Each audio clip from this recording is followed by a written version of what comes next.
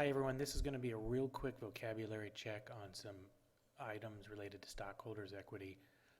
Just a level set for those of you who are still learning the vocabulary. I want everyone, as they look at the equity section of their balance sheet, I want everyone to have a really good feeling of what these terms mean. So to begin, total stockholders' equity is generally comprised of paid-in capital, and that paid-in capital is just the initial investment into the business. So think about your new ventures that you're planning in Nicole's portion of the class.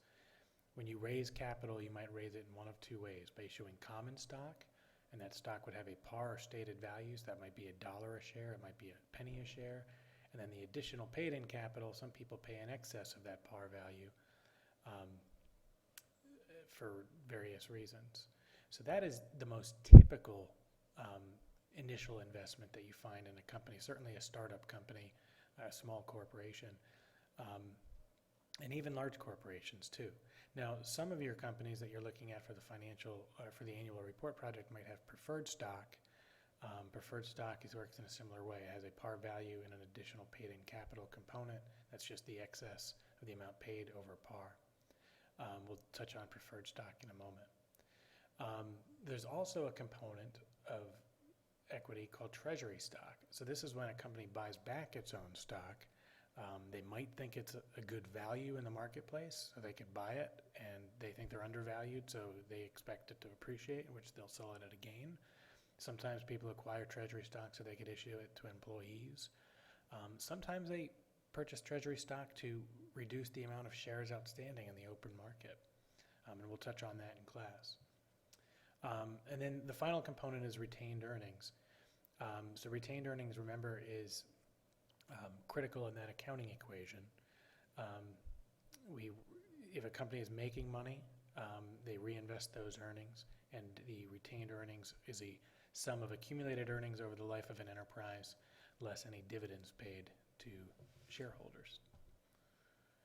So I'm just going to quickly touch on a real simple example here, and I'll let you go through this at your leisure. But when you think about your initial investment of these companies that you're planning to start in Nicole's portion of the class, when you raise capital, you might, for your business, issue 100,000 shares of $3 par value stock for 14 a share. So when you think about how that looks in your accounting equation, you would have an increase in cash of 1.4 million.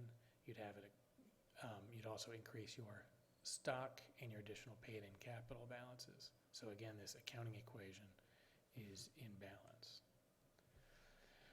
Some more terminology. When you read your financial statements and the notes there, you'll hear the term authorized shares. That's the total amount of shares authorized by the board to issue. Not all are issued at the same time. So the issued ones are considered outstanding, and then the treasury stock, which are retained internally.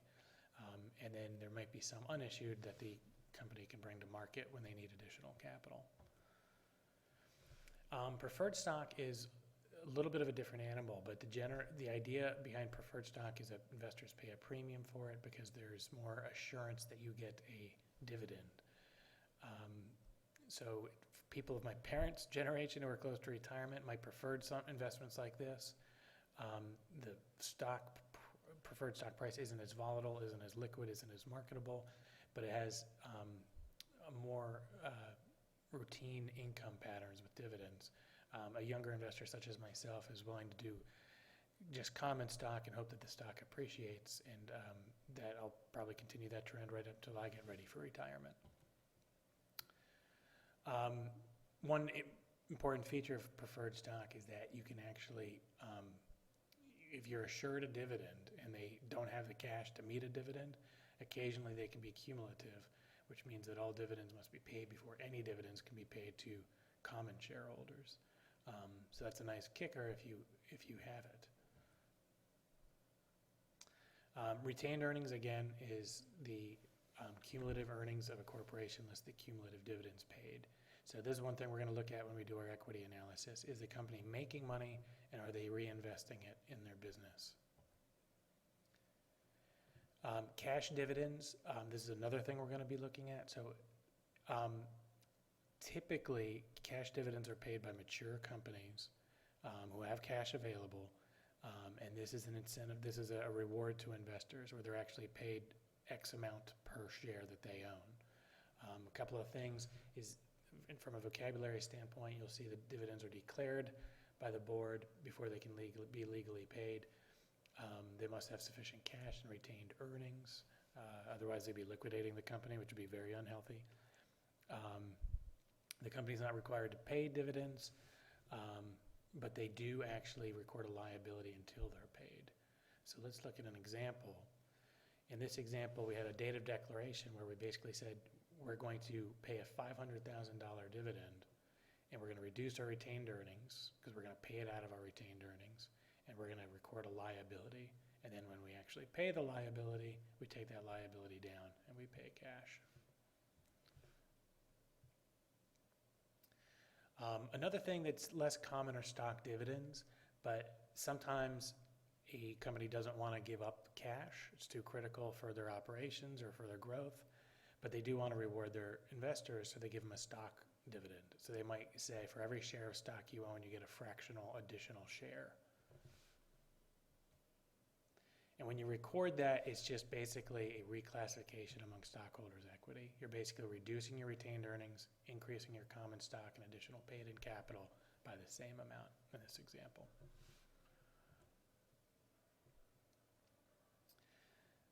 Stock splits are another common occurrence. In fact, the company I used to work for just had one, where they basically, our stock price had appreciated to about $100 per share. And they said, you know what, we'll take that one share, split it into two with a market value of $50 per share. And, you know, as an investor in this company, what I hope is that the stock will continue to appreciate. Those two shares will now split into 4 shares, and, you know, my wealth grows as a result. So keep your fingers crossed for that. And here's an illustrative example. I'll let you look at this at your leisure. Another thing you'll see on each of your financial statements is other comprehensive income. And for the purpose of this class, we don't get into this. This is more of an advanced accounting concept. And again, I'm not interested in making anyone into an accountant. I want people to understand the financial statements. But occasionally, a company will have a transaction, like a gain or loss on some foreign currency operations. Generally, these incur unrealized gains or losses. So what I mean by unrealized is that they're not flowing through your income statement. But in order to keep our accounting equation in balance, we have to reflect those unrealized gains somewhere, and we record them as a component of equity as other comprehensive income. So this slide lists a few examples.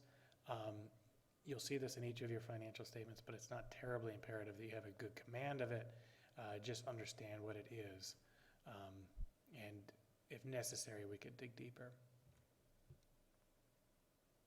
Another thing that will impact each of the companies you'll look at is treasury stock. So treasury stock is, like I said in my example earlier, this is when a company buys back some of its stock that's out on the open market.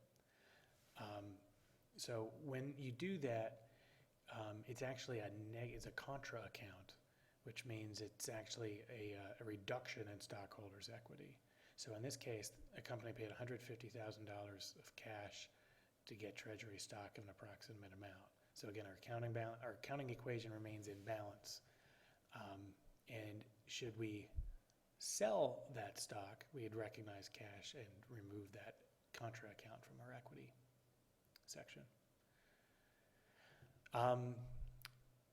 During class, we're going to actually go through this reporting changes in stockholders' equity account in a great amount of detail. When you look at it, it can look a little hairy at first, but I want you to think of it in terms of a roll forward.